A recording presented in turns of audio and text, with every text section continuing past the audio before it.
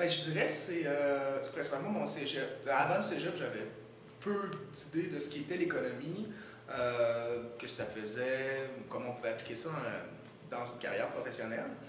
J'étais intéressé par les sciences sociales en général, mais c'est vraiment au cégep, durant mes cours d'économie du cégep, que j'ai vraiment pu choisir, vraiment avoir le déclic, disons, c'est fait à ce moment-là. Ouais, c'est mes cours d'économie du cégep.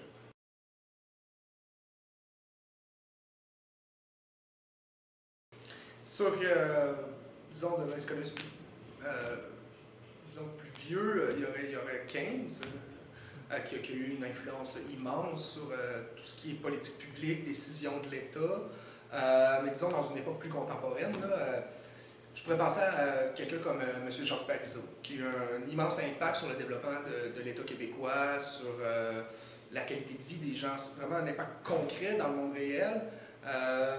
Ouais, je dirais que c'est ça. Keynes puis M. Parizeau. Oui, extrêmement satisfait. J'ai fait le bon choix, heureusement.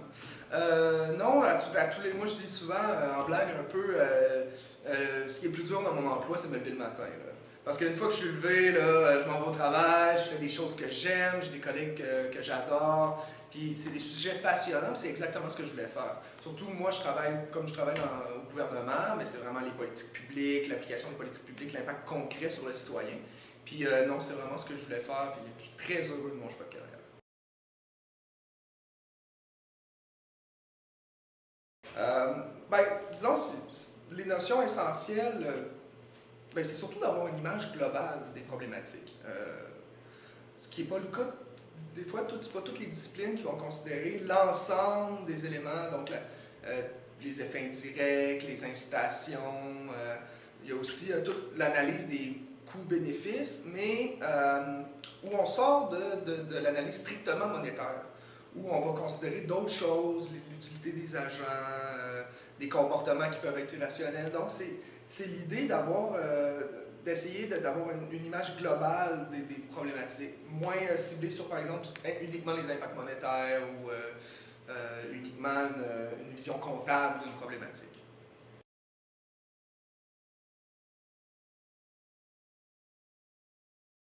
Des fois, le rôle de l'économiste est un peu caricaturé.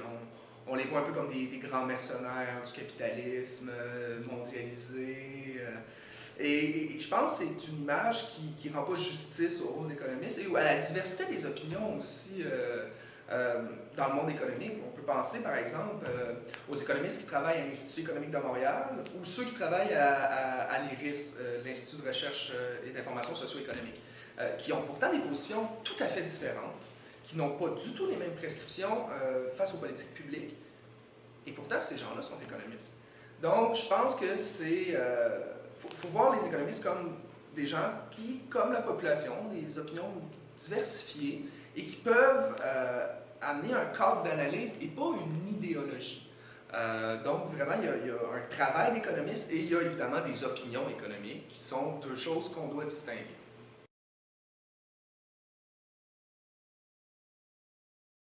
Ben, ça va un peu avec ma réponse précédente. Pour un économiste, il faut justement avoir, je pense, l'esprit ouvert, voir les problématiques dans leur ensemble et éviter d'uniquement considérer les éléments strictement monétaires dans une problématique.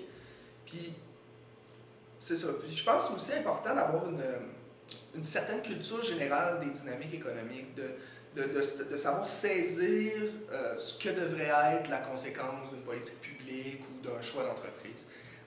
Alors que c'est peut-être difficilement modélisable, mais d'avoir une culture générale, c'est ça, des philosophies politiques, des philosophies économiques, pour être capable d'avoir une opinion sur à peu près tout finalement. Ce qui est, faut l'avouer, pas toujours facile.